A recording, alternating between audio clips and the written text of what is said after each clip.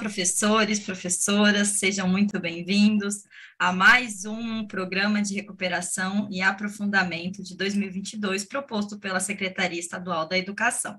Meu nome é Roberta Castro, atuo nos anos iniciais, assim como vocês. Atualmente eu estou como professora coordenadora em uma escola aqui da Diretoria Campinas Leste, a Escola Washington Ortiz, e para mim é sempre um prazer estar aqui com vocês. Vou fazer uma breve autodescrição. Eu sou uma mulher, sou branca, tenho cabelos curtos, com algumas luzes loiras, uso óculos de armação quadrada, preta, estou usando uma blusa de frio de vermelho com branco, e atrás de mim há duas estantes com alguns livros. Vou começar a compartilhar a nossa formação de hoje, né, e vale ressaltar que o programa, né, de recuperação e aprofundamento, ele tem como principal objetivo proporcionar ao estudante a possibilidade de aprender aquilo que é essencial para ele conseguir seguir com a sua trajetória no ano seguinte, né, e um dos pilares para que isso aconteça é a formação dos professores. Então, para mim é muito gratificante estar aqui em mais uma formação com vocês. Vamos lá?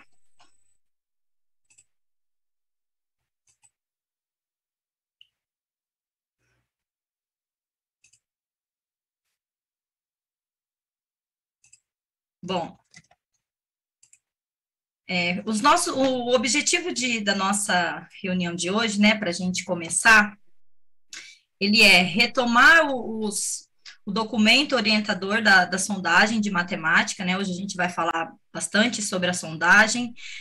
Nós vamos discutir os pressupostos sobre a sondagem de matemática, nós vamos recuperar a estrutura desse material, né, do sistema de numeração decimal, e o processo de construção da apropriação desse sistema, né?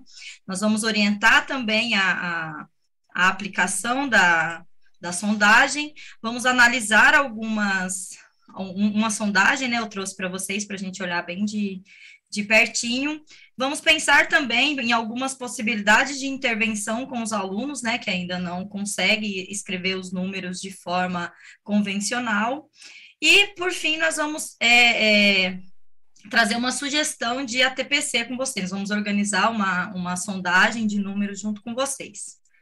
Tá bom? E aí, para a gente conseguir cumprir com todos os nossos objetivos, né, como a nossa prática ela está sempre associada aos objetivos de aprendizagem, nós selecionamos aqui 5 momentos para a gente falar sobre. Então, no primeiro momento, nós vamos conhecer o documento, né? O nome do documento é Orientações para a Sondagem de Matemática, né? Ele foi publicado em fevereiro, então, provavelmente, muitos de vocês, né, quiçá a maioria de vocês, ou todos, já tiveram algum contato com esse material aí, que foi enviado às escolas, né, via Diretoria de Ensino. Então, ele foi publicado em fevereiro pela Secretaria Estadual da Educação, para discutir, né, a importância desse conhecimento para os professores. Então, é importante que vocês tenham acesso a esse material. Se não tem, a gente vê um jeito de que vocês tenham acesso, né, a esse material. No segundo momento, a gente vai recuperar as características, né, do sistema de numeração decimal e como que se dá a construção do número pelas crianças, né? Cabe lembrar que a construção dos números, que ela está sendo proposta pelo currículo, ela visa uma ampliação da grandeza numérica e é justamente isso, né, que precisamos nos preocupar a fazer esse mapeamento.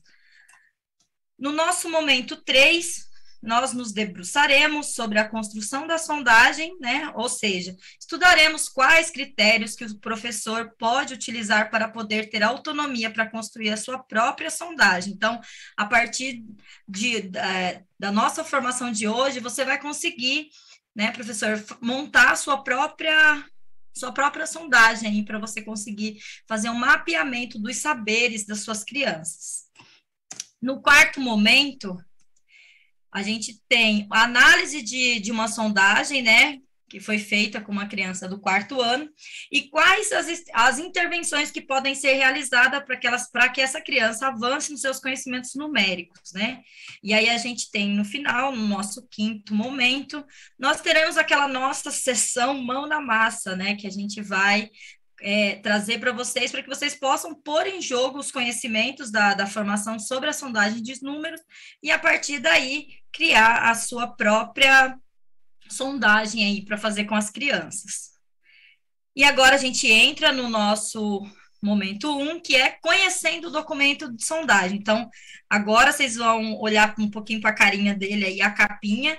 Como eu disse, alguns de vocês já podem, né, ter tido acesso a esse material, porque essa provavelmente é para ser a nossa 3ª sondagem, porque nós tivemos a sondagem de entrada, tivemos a sondagem do 1º bimestre, agora seria a 3ª sondagem. Então, muitos de vocês já ouviram falar, né, sobre a sondagem matemática, e alguns também já vivenciaram em outros momentos na SEDUC uma proposta para a realização de sondagem de matemática, né? Essa ideia de sondagem em matemática, ela teve origem no programa Ler e Escrever, né, que ele trazia uma preocupação com o acompanhamento das aprendizagens dos estudantes, tanto em língua portuguesa, né, quanto em matemática também. E em breve, né, nós teremos, ainda não é possível, mas em breve nós teremos como apontar essas sondagens dentro do mapa classe, né, aquele mesmo, sabe, que a gente faz os apontamentos da sondagem de língua portuguesa, onde a gente coloca as hipóteses das crianças, as hipóteses descritas, a gente vai ter também a possibilidade de colocar nesse mesmo sistema, né, apontar esses níveis de escrita, né, então, eu gostaria de retomar, né, com vocês, que é importante que essa sondagem de sistema de numeração decimal, e assim como a de escrita alfabética, a escrita alfabética, ela deve ser feita no decorrer do ano, né? Não faz uma no começo e só. A menos que as crianças já tenham garantido todos os saberes aí necessários que a gente consegue visualizar dentro de uma sondagem. Fora isso, a sondagem ela precisa ser feita, né?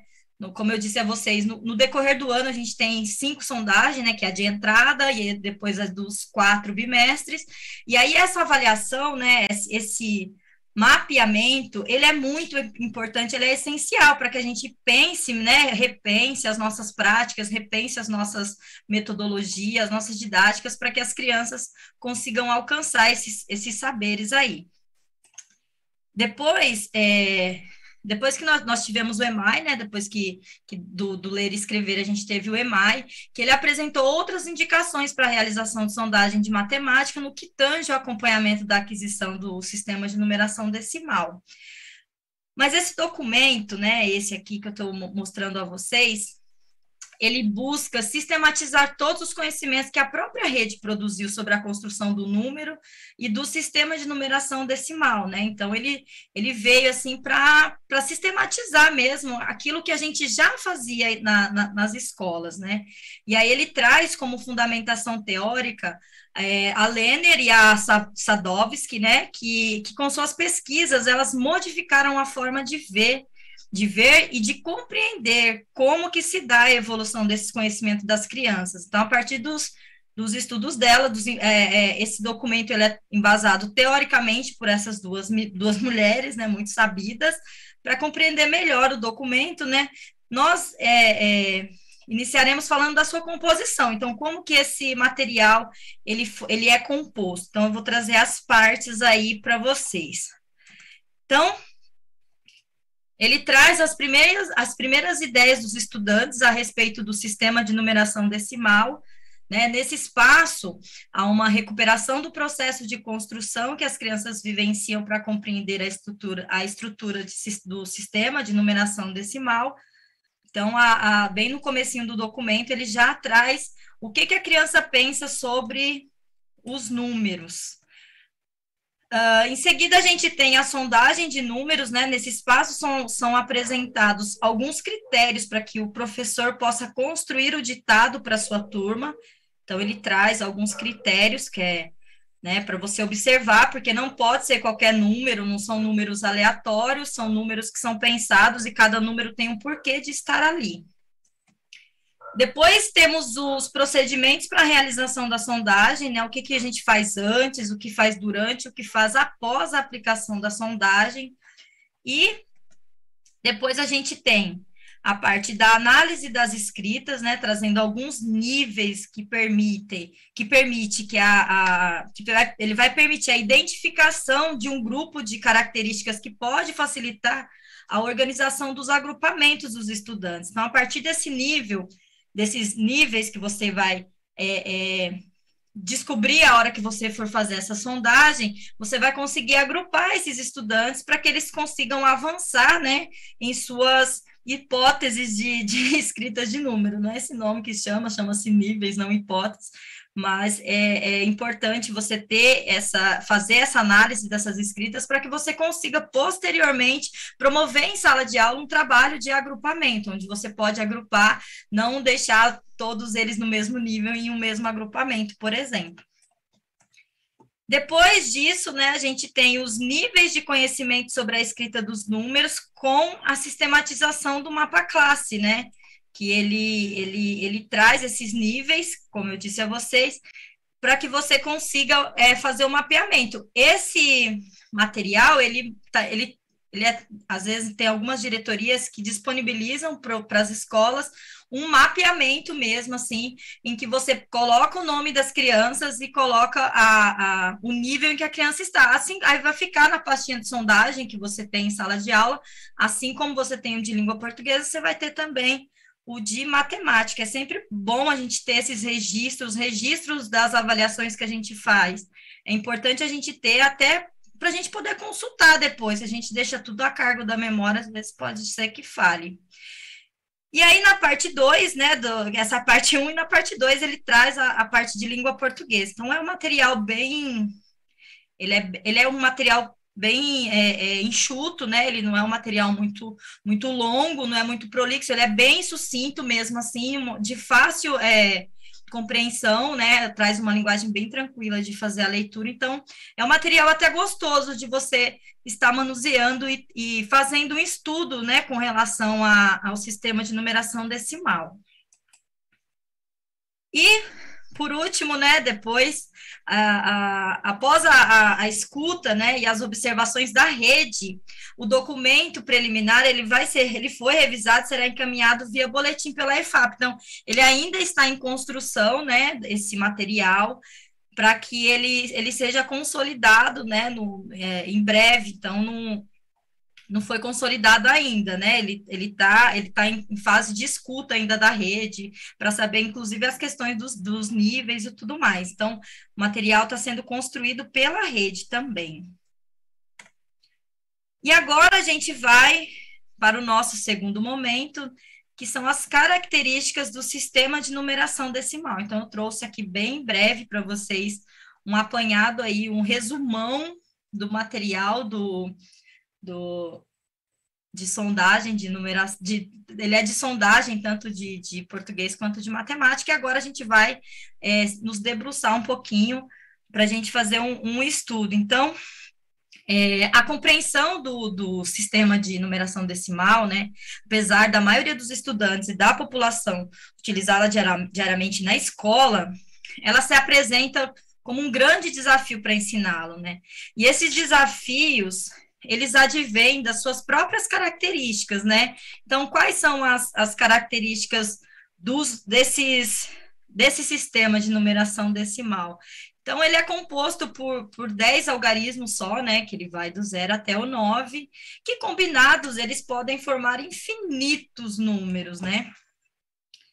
Ele também é posicional, né? Então, dependendo da posição do algarismo, ele representa um determinado valor, né, diferente. Então, por exemplo, se o número é 32 e o outro 23, né? Então, o algarismo 3, no lugar do 23, ele representa 3 unidades, né? Enquanto que ele, no número 32, o algarismo 3, ele vai representar 30 unidades.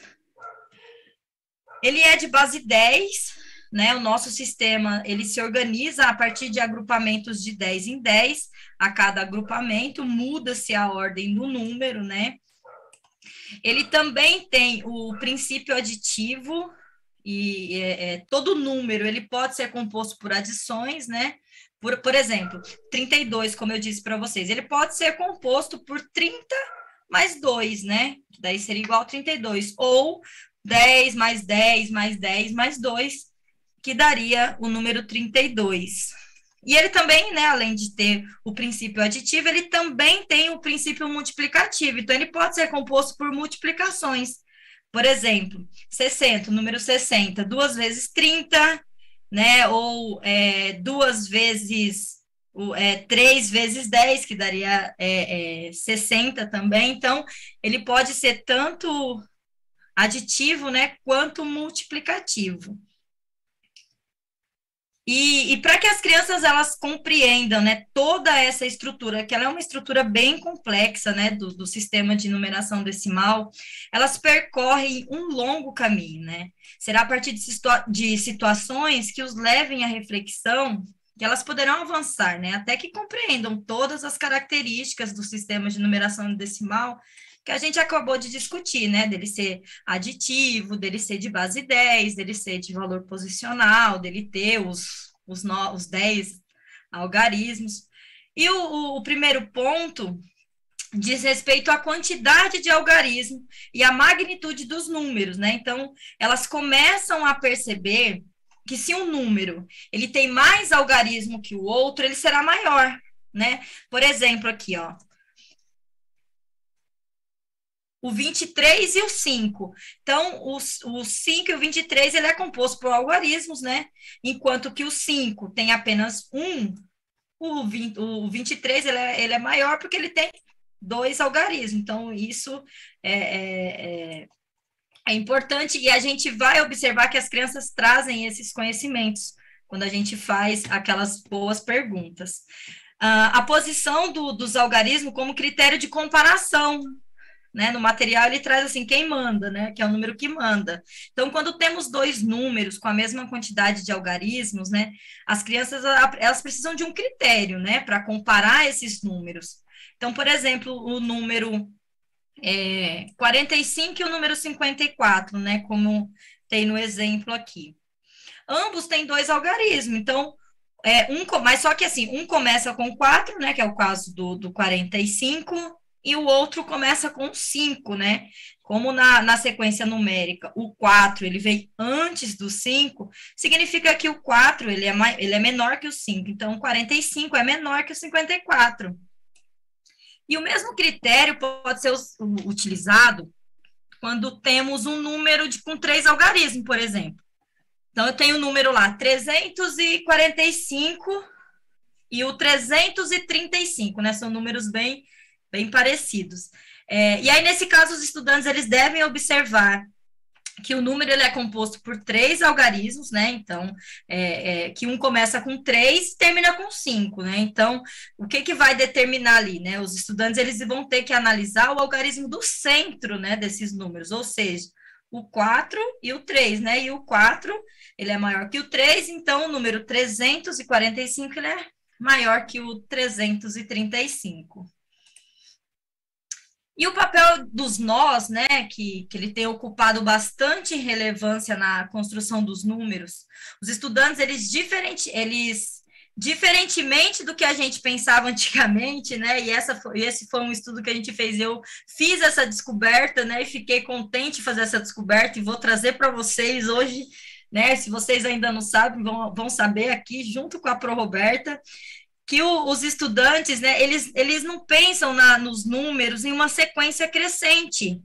A Adélia e a Sadovski, né, elas descobriram que primeiro, gente, olha isso, primeiro as crianças elas se apropriam da escrita convencional das dezenas, centenas e as unidades de milhar exatas, ou as cheias, né, que a gente também chama de números nós. E aí, depois que eles constroem esse conhecimento, é que eles vão pensar na sequência, nos intervalos entre os nós, né? Ou, né, das dezenas, centenas, unidades de milhar exatas. Então, primeiro eles conseguem perceber os números, né, cheios, né, 10, 100, 1000, e aí depois eles vão pensar em 10, depois 11, 12, 13, E aí, o papel da numeração falada, né, que é quando a gente diz que eles têm um apoio na fala, né, como pronunciamos os números aditivamente, as crianças elas acabam também representando da mesma forma, né? Da maneira que a gente fala esses números. Então, vamos ver um exemplo. Por exemplo, 35, né? Muitas crianças elas vão representar o número assim, ó. Igual está nesse segundo exemplo aqui, ó.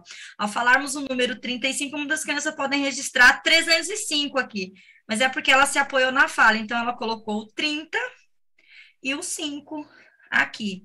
Então, parece que a criança ela fez, né, de forma equivocada, né, mas na verdade ela representou da mesma forma que falou, né, então quando os números eles são maiores, como por exemplo esse número aqui, ó, 1587, olha o jeito que elas vão representar esse número, ó, o 1587.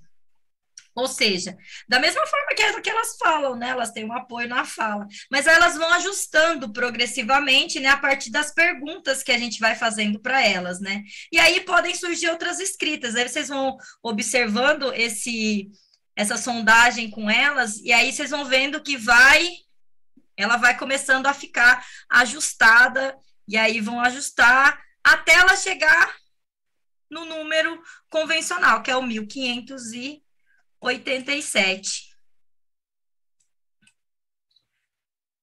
Bom, e aí todo esse conflito, né, que as crianças elas vão passando, e com as perguntas que a gente vai fazendo, isso aí vai permitir com que ela vá fazendo esses ajustes aí nas representações, até que ela consiga chegar na escrita convencional, né?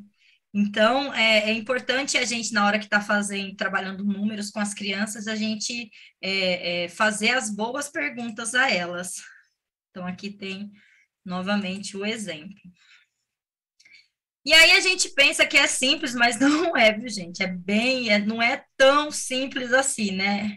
Essa construção dessa lista de números para ser ditado, né? Para que você, professor, possa ver a quantas anda o conhecimento das crianças sobre a escrita dos números, né?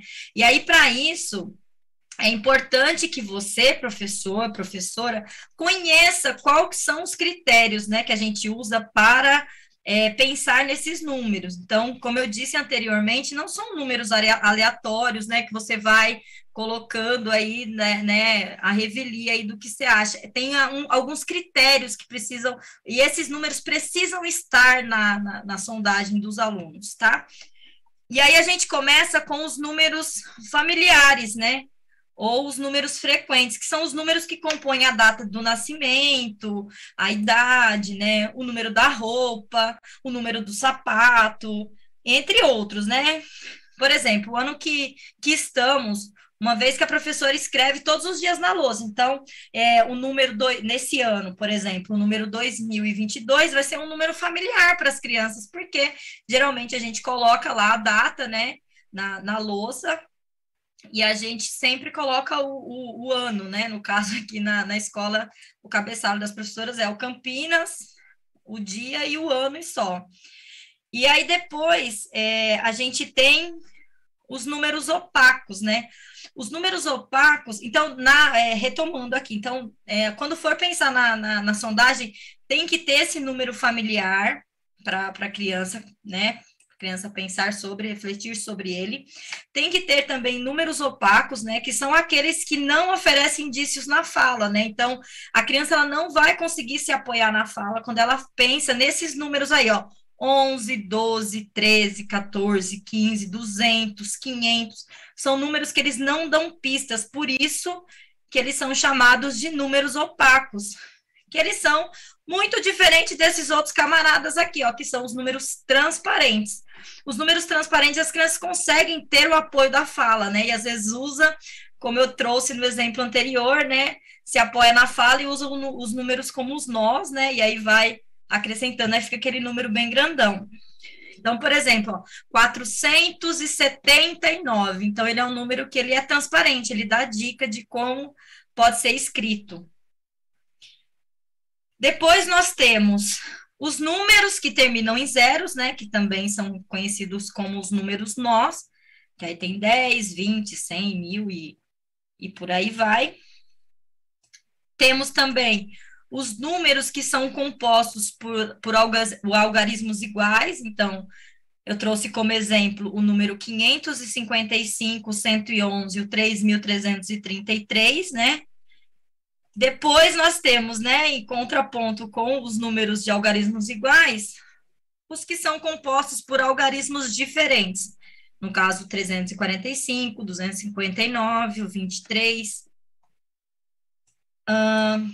E aí eu tenho números que permitem generalização. Então, eles, a partir de um número, eles conseguem escrever outros números, né? Então, por exemplo, se o número que eu disse a vocês de um número familiar, né, um número que eles já conhecem, um número frequente, de 2022. Então, se a gente pedir para eles escreverem, por exemplo, 2023, né, eles vão usar essa generalização aí do número 2022 que eles conhecem para chegar no número 2023. E aí tem também, por último, esse número aqui, que são os números com zeros intercalados, né? Esse aqui, gente, ele é um grande desafio para as crianças, porque muitos deles, eles acreditam assim, que o zero, ele não tem valor, né? Porque ele é um zero, então não tem valor. Porque eles ainda, né, as crianças, eles ainda não perceberam que um zero, ele tem uma função de demarcar a posição de um algarismo dentre uma das mais ordens, né? Mostrando que aquela ordem, ela está ocupada pelo zero, e aí a gente tem que tomar bastante cuidado quando a gente está ensinando os números, e aí a gente às vezes vai ensinar a fazer, eu já vi muito disso, de colocar lá unidade, dezena e centena e perguntar quantas unidades tem, quantas dezenas, quantas centenas, e às vezes o número é 103, por exemplo. Aí pergunta quantas dezenas, aí tá lá o zero e a criança fala zero. Gente, não tem zero dezenas e um número que é 100, né? Então a gente precisa tomar muito cuidado, porque senão a gente acaba confundindo a cabeça das crianças, tá certo? E aí aqui a gente tem, né, um apanhado aqui de tudo que eu acabei de falar no slide anterior. Então, a gente tem os tipos de números, né? E alguns exemplos desses números que podem ser elencados, né, por você, professor, professora, para estar montando a sondagem aí para fazer com as suas crianças. E aí agora a gente entra no nosso terceiro momento, que ele é a construção da sondagem de matemática, né? Então, a gente já viu um pouquinho da característica, né, do sistema de numeração decimal, né? Como que a criança pensa. E aí nós vamos recuperar o nosso percurso, né, de tudo que a gente viu. Nós vimos também que a estrutura, né, do sistema de numeração decimal, ela é bastante complexa, né, porque os algarismos, ao serem colocados em uma posição diferente, né, eles acabam representando um outro número, né, como eu dei o exemplo do 3, né, que ele pode ser 3 unidades, ele pode ser 30, ele pode ser 300, então ele vai de acordo com de onde ele estiver ali dentro dos algarismos, tem um valor posicional.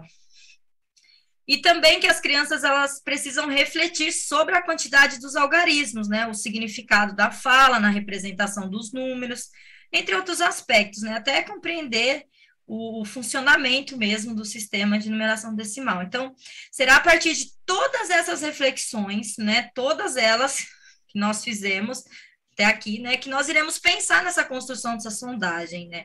E aí, nesse sentido, gente, é muito importante que você, professor, professora, possa compreender a intencionalidade de cada número que ocupa dentro da lista, né. Então, quando você vai criar uma sondagem, você tem que pensar na intencionalidade ali. Na verdade, a gente tem que pensar na intencionalidade o tempo inteiro, né, em todas as atividades que a gente propõe. E nessa, que é uma atividade avaliativa, a gente tem que ter muito mais cuidado ainda, tá? E aí, só assim, né, depois a gente perceber, se refletir e olhar para essa intencionalidade, é que a gente vai ter essa autonomia, né? E essa coerência para construir essa lista de número que será ditada para os alunos, né? Com a intenção de compreender o quê? Qual que é a nossa intenção? Quais são os conhecimentos que eles possuem, né? Para que você possa propor intervenções mais adequadas, né? A gente precisa desse feedback dos alunos para a gente saber o que eles sabem, quais são os saberes que essas crianças têm, para a gente partir o nosso trabalho a partir daí. E aí, aqui são esses números são os que já que contém lá no material que eu apresentei para vocês, né? Mas como eu mesmo disse, né? A intenção nossa é trazer esse estudo para vocês, para que vocês possam criar a própria sondagem, né? Com os números que vocês vão refletir sobre eles. E para vocês conseguirem fazer uma sondagem que consiga realmente mapear os saberes das crianças. Então, no quarto ano, por exemplo, né, no material lá, ele tem descrevendo o que os alunos precisam saber, mas como a gente está no quarto ano, né, eu vou falar que no quarto ano os estudantes, eles precisam escrever os números convencionalmente até a quinta ordem das dezenas de milhar. Então, é bastante coisa, viu, gente? É bem complexo mesmo. Então, com essas informações aqui que eu passei para vocês, né, a gente pode propor uma lista de números que esteja no limite indicado pelo currículo, ou seja, os números de 5 ordens, tá? Então, assim como eu sempre falo que o material que a gente tem, ele vai ampliando a complexidade, então a gente, no primeiro ano, eles precisam conhecer até o 100, depois no segundo até o 1000,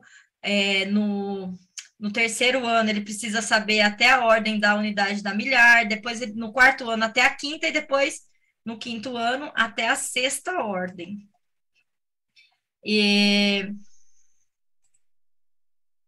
E aí, aqui, pensando na sondagem, né? O que a gente faz antes de realizar a sondagem? Então, durante a realização do ditado dos números, né? Para os estudantes, é necessário considerar alguns procedimentos, né? E aí eu vou trazer alguns deles. Então, o planejamento de quais números serão ditados, né? Então, você tem que ter elencado esses números antes, né? E preparado esse ditado antes, né? Precisa elaborar essa lista, e a ordem, né, em que esse número será ditado. Depois, você precisa separar as folhas, né, que os estudantes vão escrever essa lista, então, você deixa lá o material todo para poder fazer essa sondagem, né, pode ser meia folha de sulfite para cada estudante, por exemplo. E aí depois orientar os estudantes, né, em relação ao período da realização da sondagem. Então, é muito importante, toda vez que a gente vai fazer alguma atividade avaliativa, a gente falar com os meninos, né, conversar com os estudantes, falar o porquê que vocês estão fazendo, que essa avaliação ela não é punitiva, ela é para saber o que eles sabem para vocês partirem daí, né, para que eles façam a sondagem confortáveis, que eles não copiem do colega, né, porque a partir do momento que a gente acha que eles sabem, a gente não precisa mais ensinar aquilo que a gente acha que sabe. Então, ter essa conversa com os meninos é muito importante antes de propor qualquer atividade de avaliação, e a sondagem de números não é diferente. Então, eles vão fazer essa sondagem sabendo o porquê que eles estão fazendo. Então, isso faz toda a diferença. Trazer esse protagonismo para as crianças, assim, vai fazer uma grande diferença no trabalho aí que vocês podem fazer com eles com relação à avaliação.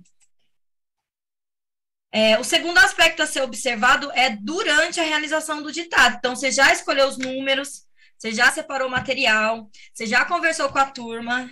Então, agora, no durante, né? Então, depois que você já escolheu, então, o que você vai fazer? Entrega a folha de papel lá, o sulfite para o estudante, solicita para eles escreverem o nome, a data da realização da sondagem. É importante, gente, escrever a data, porque senão depois você não lembra lá que dia que eu fiz essa sondagem, meu Deus do céu, e precisa ter esse número lá indicado, essa data.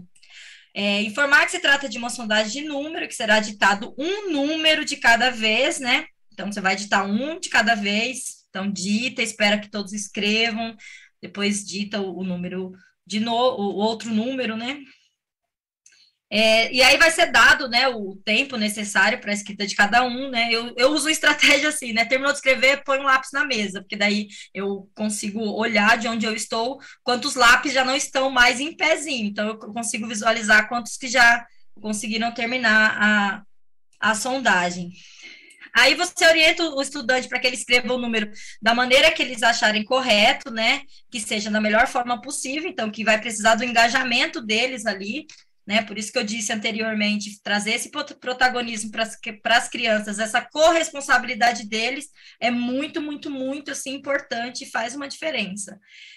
E aí você vai explicar que os números ditados, eles devem ser escritos um embaixo do outro, que não é um na frente do outro, é um embaixo do outro, naquele espaço que você separou, então combina com eles se você vai deixar a folha no formato retrato ou se você vai deixar a folha no formato paisagem, para que fiquem, né, todas as sondagens para o mesmo lado. E aí promover um clima tranquilo, né, deixar ele bastante acomodado, né, para que ele possa demonstrar o que ele sabe. Aí você dita o número de cada vez, dá o tempo necessário, dita o mais natural possível, né, gente, que fazer, quando a gente se apoia muito na fala dos números também, assim, quando a gente faz muitas vezes, né, no de língua portuguesa, acaba mais atrapalhando que ajudando. Então, dite um número mais natural que você conseguir. E aí, depois da realização, então a gente já trouxe o antes, o durante e o depois, né? O do depois é a parte mais complexa de todas, né? Que você vai fazer a análise de cada número escrito pelas crianças, né? A elaboração, se possível, de um portfólio, né? Como eu disse no início, e depois, né, quando estiver disponível, inserir esse sistema na sala. E aí, planejar a atividade de acordo com as hipóteses dos estudantes, né? Considerando em qual nível que ele está e pensando em agrupamentos produtivos aí para trabalhar matemática. Gente, trabalhar agrupamento produtivo não é só para alfabetização, não, é para matemática também, viu? E não é só para números, para situações, problemas também. Tá bom? Pensar bons agrupamentos aí é um trabalho que potencializa muito o conhecimento das crianças. E aí eu trouxe aqui um ditado, né, para maior familiarização de vocês.